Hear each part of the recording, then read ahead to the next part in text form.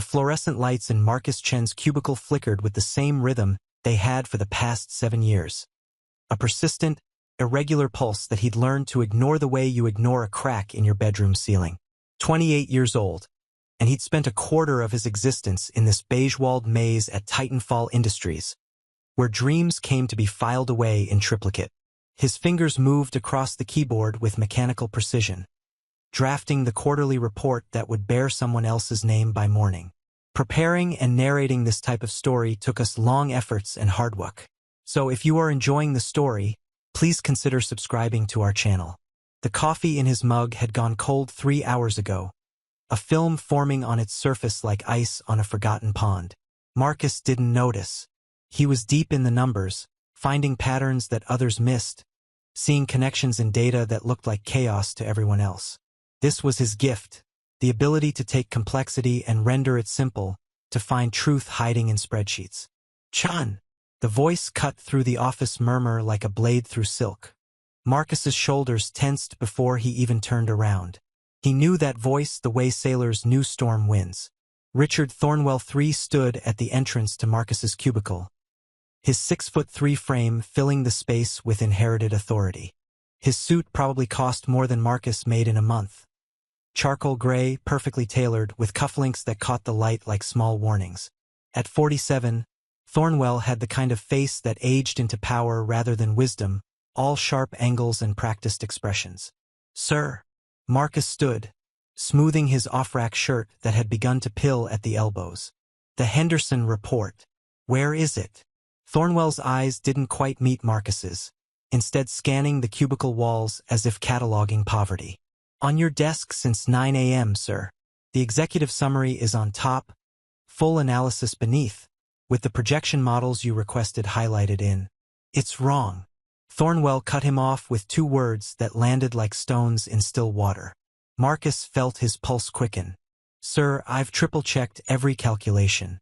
The data shows." "I don't care what the data shows, Chen. I care about what the board wants to hear." Thornwell leaned against the cubicle wall, and Marcus could smell his cologne.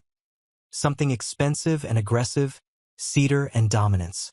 "You've made us look weak in Q3. Rework it. Make the numbers sing a different song." The request hung in the air between them, heavy with implication. Marcus had been here before, standing at this exact crossroads where integrity met survival. He thought of his apartment, barely affordable even with a roommate. He thought of his mother's medical bills, accumulating like snow before an avalanche. He thought of his younger sister, Jenny, starting college in the fall. "Mr. Thornwell, if I adjust these numbers, it won't reflect the actual market position. The shareholders deserve." "The shareholders?" Thornwell interrupted, his voice dropping to something quieter and more dangerous. "Deserve confidence. They deserve leadership. They deserve to not panic because some number cruncher can't see the bigger picture." He straightened, buttoning his suit jacket with casual finality. "You're replaceable, Chen. We all are. But some of us are more replaceable than others. Have the revised report on my desk by end of day." Marcus watched him walk away, Thornwell's Italian leather shoes clicking against the industrial carpet with the rhythm of a countdown clock. Around him, the office had gone quiet. That particular silence that follows public humiliation, when everyone pretends they weren't listening while memorizing every word for later dissection at the water cooler. Sarah Kim poked her head over the cubicle wall, her dark eyes sympathetic behind wire-rimmed glasses. She'd been at Titanfall for 10 years, longer than almost anyone in their department. "You okay?" "Define okay," Marcus muttered, sinking back into his chair. The leather squeaked, a sound he'd heard so often it had become the soundtrack to his professional life. "He's gotten worse lately," Sarah said, lowering her voice. "Ever since the merger talks started. Threatened to fire half of accounting last week over a misplaced decimal point that turned out to be his own reading error." Marcus pulled up the Henderson report on his screen, staring at the numbers he knew were correct. 7 years of his life had gone into building a reputation for accuracy, for honesty, for being the person who could be trusted with the truth. And now that truth was being sold for the price of temporary comfort. "What are you going to do?" Sarah asked. It was the question, wasn't it? The one that separated who you were from who you'd become. Marcus thought about his father, dead 5 years now, who'd worked 3 jobs to put Marcus through state college. Do the right thing, his father used to say, even when it costs you, especially when it costs you. I'm going to do my job, Marcus said finally. The right way. Sarah's expression shifted to something between admiration and pity. Marcus, he's serious about the replaceable thing. I've seen him burn through analysts like kindling. There's already a stack of resumes on his desk from that headhunter he uses. Then I'll update my resume too. The words came out braver than he felt. The rest of the day moved like molasses, each minute stretching into infinity. Marcus worked on the report, but not the way Thornwell wanted. He added more analysis, more context, more truth. He documented every source, every calculation, every assumption. If this was going to be his last report at Titanfall Industries, it was going to be perfect. At 5:47 p.m., Marcus saved the final version and hit send. The email whooshed away into the digital ether, carrying with it either his principles or his career, possibly both. The elevator ride down to the lobby felt different that evening. Marcus studied his reflection in the polished steel doors. Not the face of someone heroic, just tired. Dark circles under his eyes from too many late nights. Hair that needed cutting. A shirt that needed replacing. The face of someone ordinary who'd made a choice. His phone buzzed as he stepped into the parking garage. A text from Jenny. Mom's test results came back. Call me. Marcus leaned against his 10-year-old Honda Civic, the one with the check engine light that had been on so long it felt like a permanent dashboard fixture, and dialed his sister. The cancer's back, Jenny said without preamble. Her voice was steady, but Marcus could hear the cracks forming beneath the surface. Stage 3. They want to start treatment immediately. The parking garage suddenly felt too small, too dark, too much like a tomb. Marcus closed his eyes. The phone pressed against his ear, and felt the weight of every decision he'd ever made pressing down on his shoulders. His mother needed him. Jenny needed him. And he'd just sent an email that might cost him the only income keeping their small family afloat. How much? He asked, because in America that was always the question after diagnosis. With her insurance? Still about $40,000 out of pocket for the full treatment plan. $40,000. The number sat in Marcus's stomach like a stone. He had maybe $3,000 in savings, built up over months of eating ramen and skipping social events. 40,000 might as well have been 40 million. We'll figure it out, Marcus heard himself say. The same lie people tell when the math doesn't work but love requires pretending it does. After he hung up, Marcus sat in his car for a long time, watching other employees filter out of the building.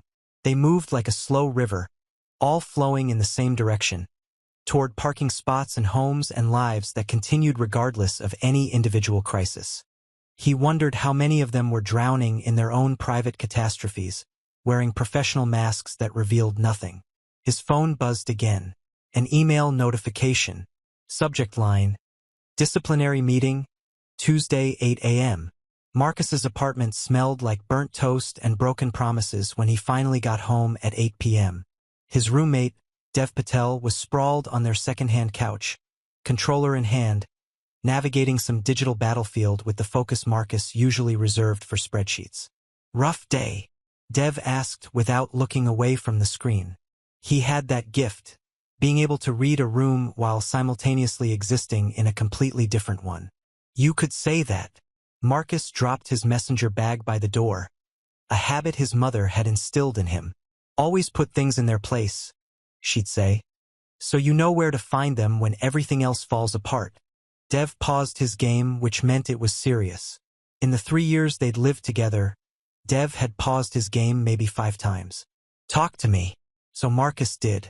He told him about Thornwell, about the report, about the email that was probably career suicide.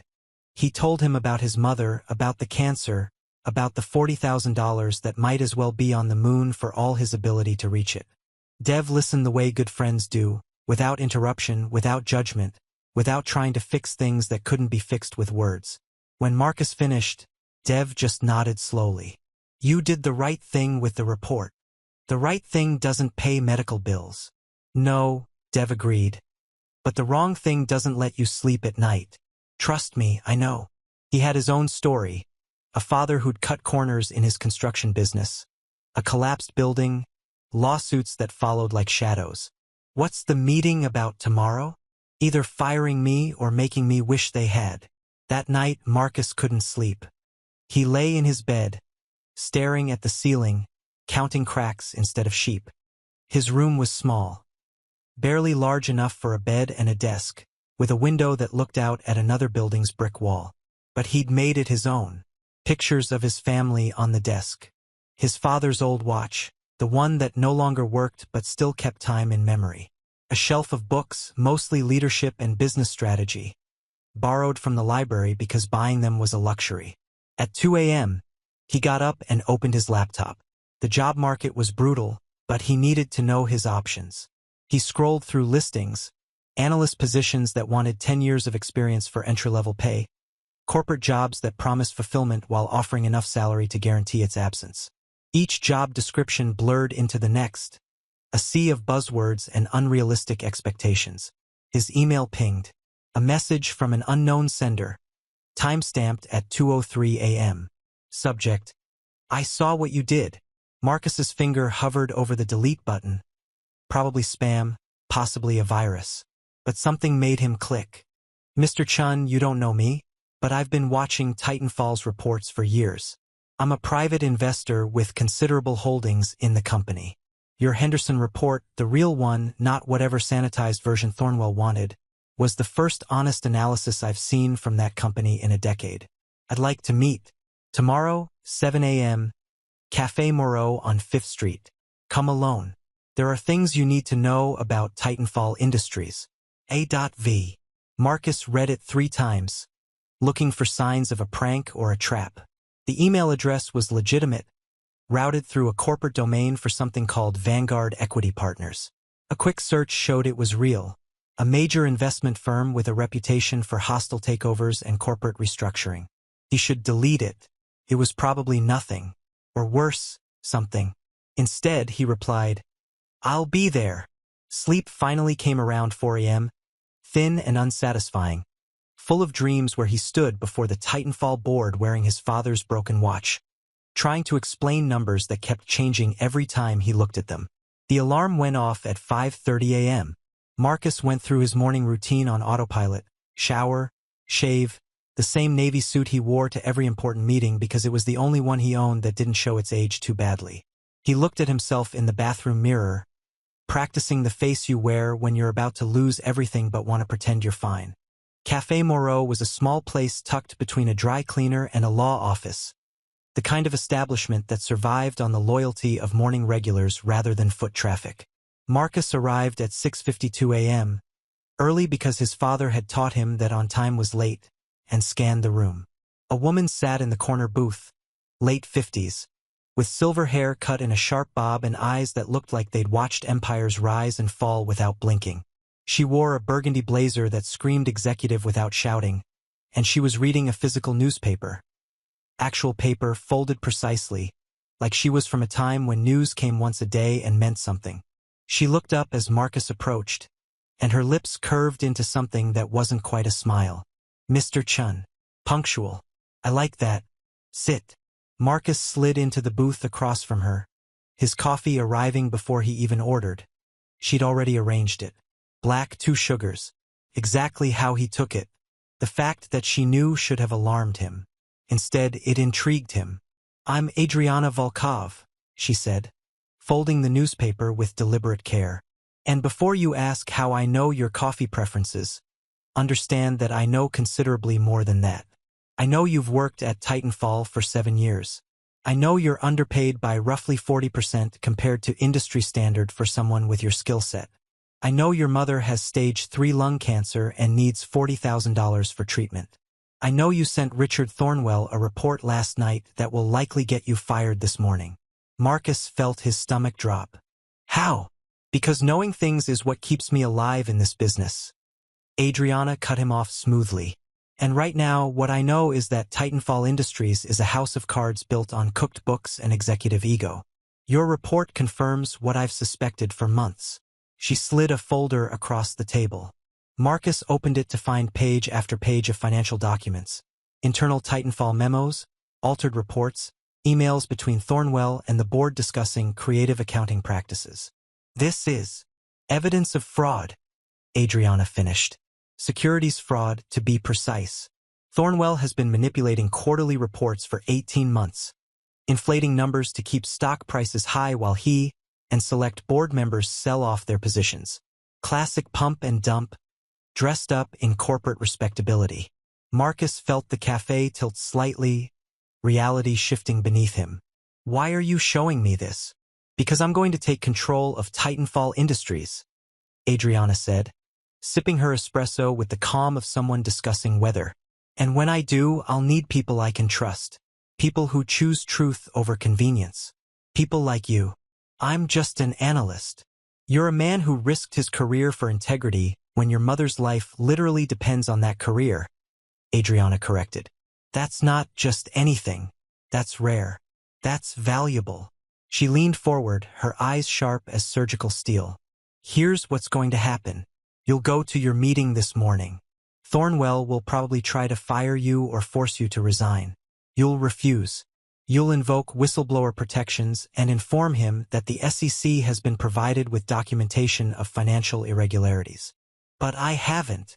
You will have, by 7:45 a.m. My lawyers are filing as we speak with your report as the primary evidence. You'll be protected under federal law. Thornwell can't touch you. Marcus's head spun. And then we wait. The investigation will take about a week. During that time, Vanguard will leverage its position as a major shareholder to call for an emergency board meeting. Thornwell will be removed. The board will panic. And when they do, they'll be looking for stability, leadership, someone who actually understands the company's real financial position. She smiled fully now, and it was the smile of a chess player announcing checkmate 3 moves in advance. They'll be looking for someone like you. The Titanfall Industries boardroom at 8 a.m. was a temple to corporate power. Mahogany table so polished you could see your future evaporating in its reflection. Leather chairs that whispered of 6-figure salaries. Floor-to-ceiling windows offering a view of the city that made you feel both insignificant and entitled at once. Marcus had never been in this room before. Analysts didn't get invitations to the sanctum. Richard Thornwell sat at the head of the table, flanked by 2 people Marcus didn't recognize. A severe woman in a charcoal suit who had to be from HR, and a younger man with the predatory alertness of corporate legal. The setup was clear. This wasn't a conversation, it was an execution. Sit, Thornwell commanded, gesturing to a chair positioned alone on the opposite side of the table, isolated like an island. Marcus sat, placing his phone face down on the table, recording per Adriana's instructions. His hands were steady, which surprised him. Maybe this was what calm looked like on the other side of fear. Mr. Chen, the HR woman began, her voice carrying the practiced sympathy of someone who'd terminated hundreds. We've asked you here to discuss serious concerns about your performance and judgment.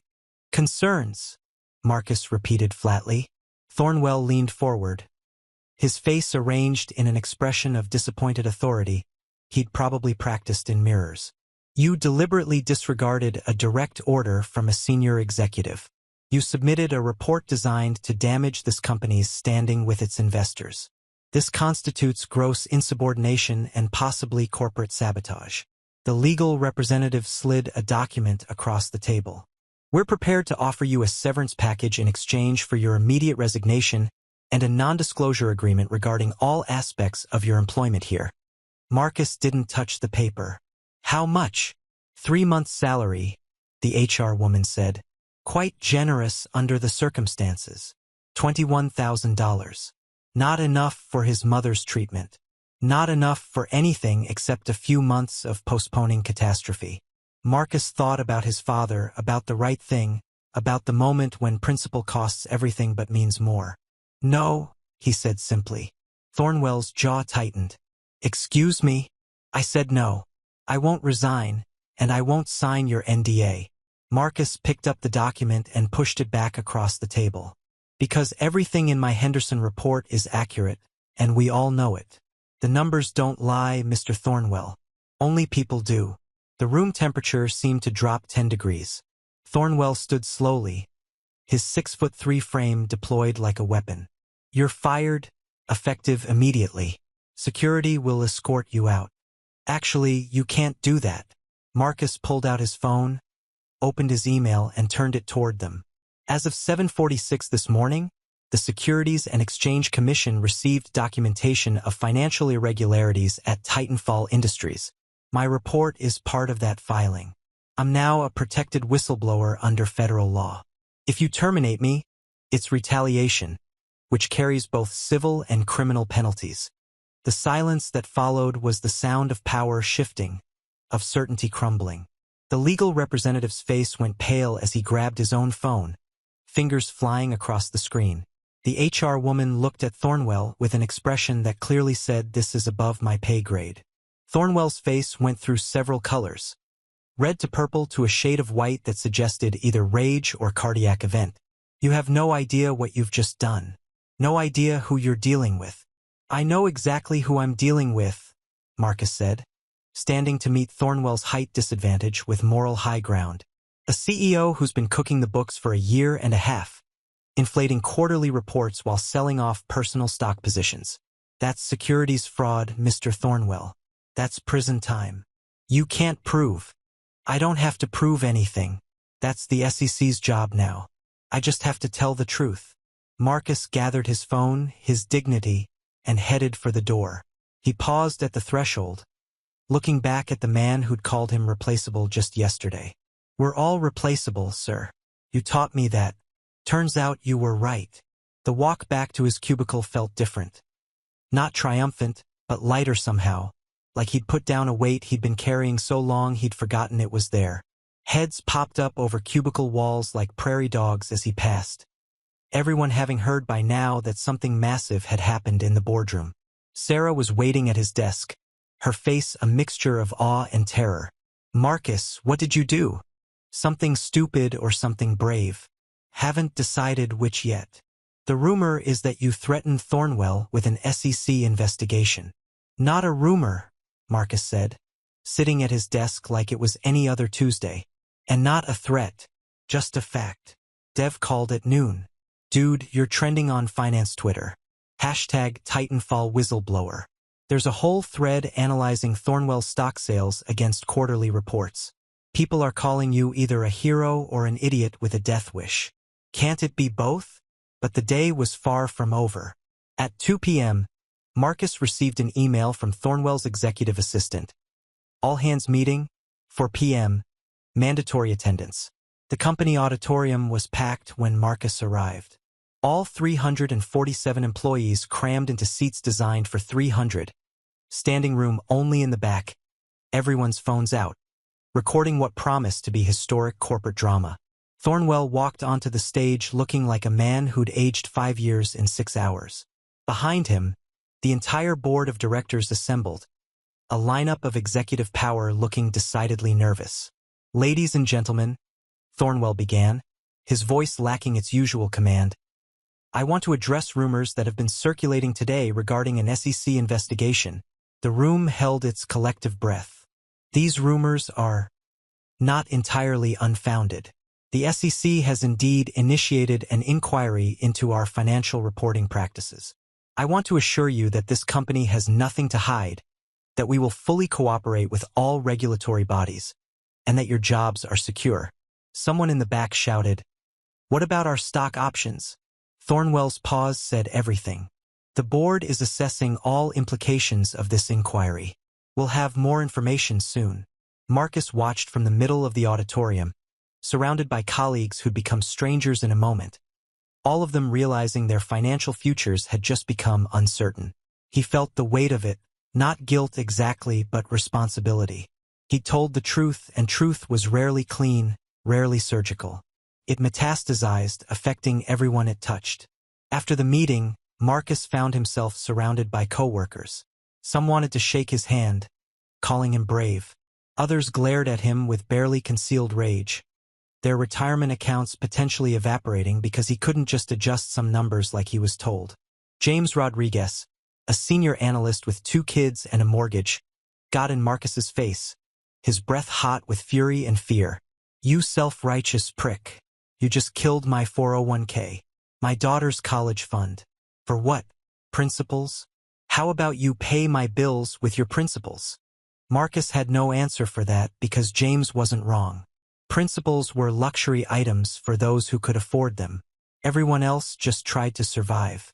That evening, as Marcus sat alone in his cubicle, most people having left early, the office feeling like a morgue, his phone rang.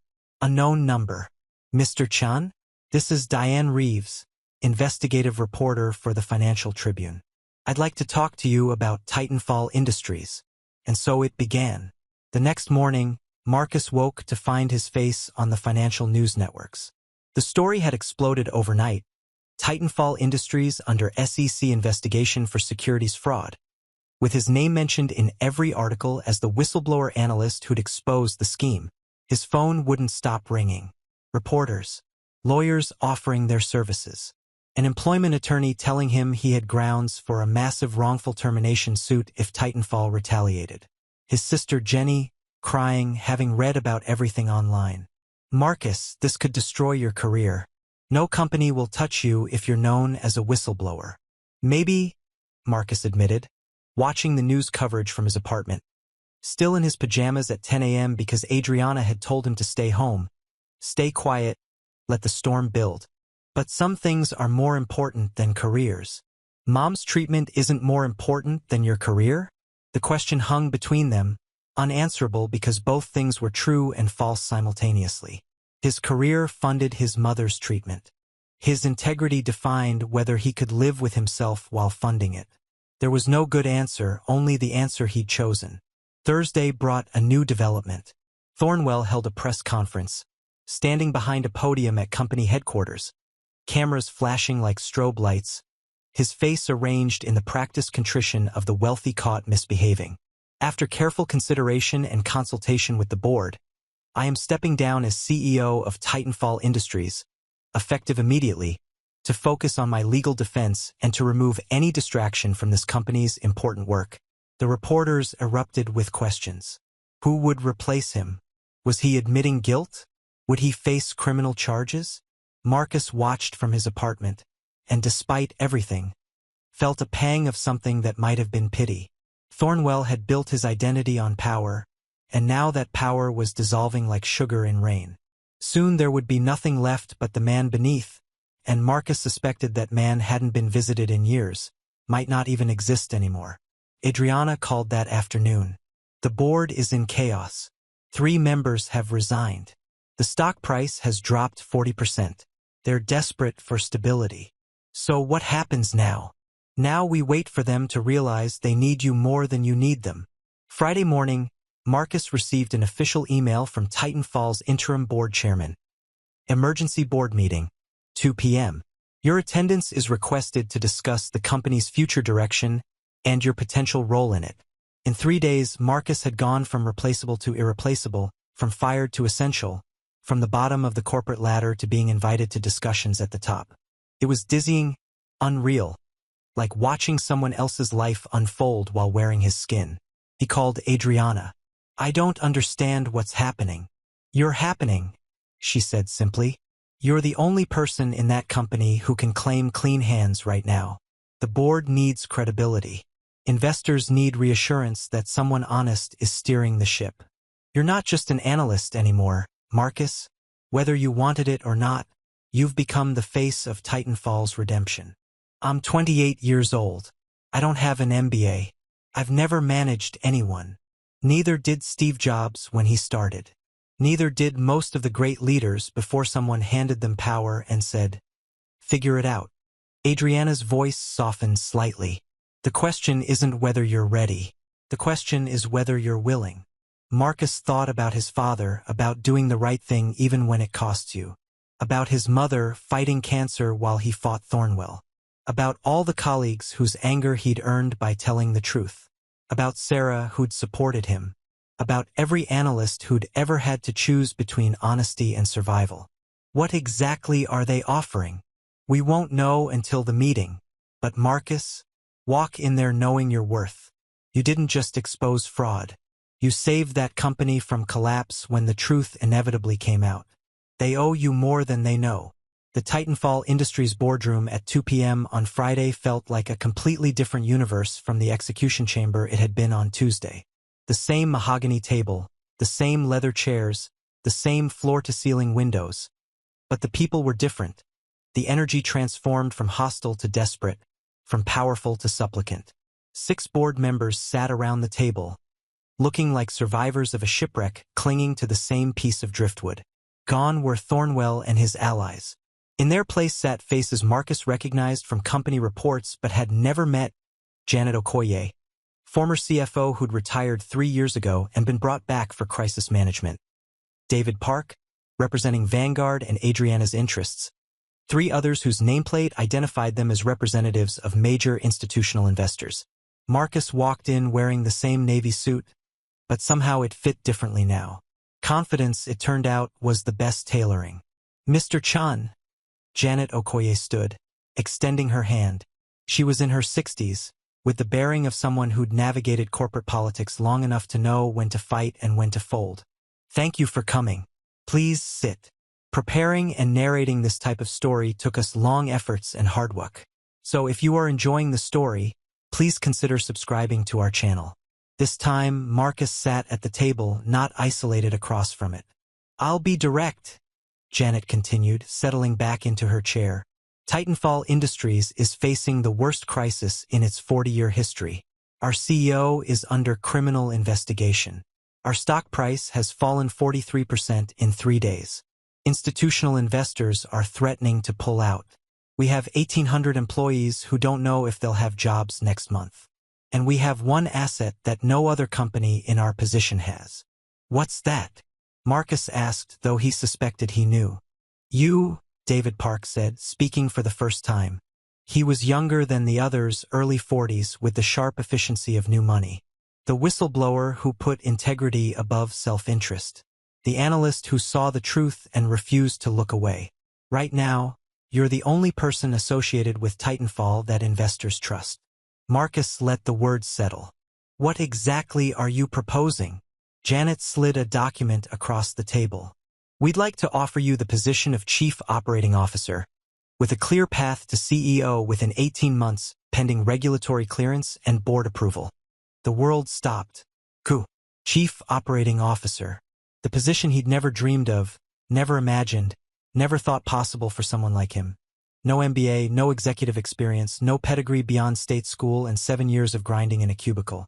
"You can't be serious," Marcus heard himself say. "We're very serious," Janet replied. "But before you give us an answer, you need to understand what you'd be walking into." She opened a folder, and for the next hour, they showed Marcus the full extent of Titanfall's problems. Thornwell's fraud had been more extensive than even the initial investigation suggested. 14 quarters of manipulated earnings. Phantom revenues from non-existent contracts. Expenses hidden off the books. Debt restructured to look like assets. The company was leveraged to the point of insolvency, one major shock away from bankruptcy. "If this goes public, when this goes public, we're looking at a potential collapse," David Park explained. "We need someone who can rebuild credibility from the inside while we manage the legal and financial fallout from the outside. Someone employees believe in. Someone investors can trust. Someone who's already proven they'll choose the hard right over the easy wrong. Why not promote from within? Someone with actual executive experience. Because everyone with executive experience here either enabled Thornwell or looked the other way," Janet said bluntly. "The SEC is investigating 12 senior managers. HR is conducting internal audits of everyone at VP level and above. We need clean hands, Marcus. Yours are the only ones we've got." Marcus looked around the table, seeing the desperation masked as opportunity. "And if I say no? Then we'll find someone else, someone from outside who doesn't know the company, doesn't understand the culture, doesn't have the loyalty of the analysts and employees who've watched what you did this week," Janet said. "We'll probably survive, but we won't thrive. And 1,800 people's livelihoods will be even more uncertain than they already are. It was manipulation carefully executed, appealing to his sense of responsibility, his connection to colleagues, his desire to mean something beyond spreadsheets in a cubicle. Marcus knew he was being played, but that didn't make the play less effective. "I need to think about it," Marcus said. "You have until Monday morning," Janet replied. "After that, we announce our decision regardless." Marcus stood, the meeting clearly over, and headed for the door. David Park followed him out, pulling him aside in the hallway. "A word of advice," David said quietly. "Adriana Volkov doesn't make bad bets. She saw something in you, something worth investing in. Don't waste time doubting whether you're qualified. None of us are, not really. We just decide we're going to be and figure out the rest as we go." That evening, Marcus sat in his apartment, the job offer on his coffee table, staring at it like it might bite. Dev was on the couch, having listened to the entire story with increasing disbelief. "Dude, they want to make you CO. That's insane. That's like, you were in a cubicle on Monday." "I know. And now you might be running the company by next year." "I know. So why do you look like someone died?" Marcus picked up the offer letter, scanning the compensation package for the 10th time. Base salary of $340,000. Stock options. Performance bonuses. Healthcare that would actually cover his mother's treatment with room to spare. It was more money than his father had made in a decade. It was generational change, the kind of opportunity that didn't come twice. "Because I don't know if I'm doing this for the right reasons," Marcus admitted. "Is it integrity? Or is it just ambition wearing an integrity mask? A week ago, I was willing to lose my job over principle. Now I'm being rewarded for that principle with power and money. Does that make the principle less pure? Does it matter?" Dev was quiet for a moment. "You know what I think? I think you're overthinking it, man. Sometimes the right thing leads to good outcomes. That doesn't make it less right. It just means the universe occasionally makes sense." Marcus's phone rang. His mother. He answered, already knowing this conversation would hurt. "Marcus, honey.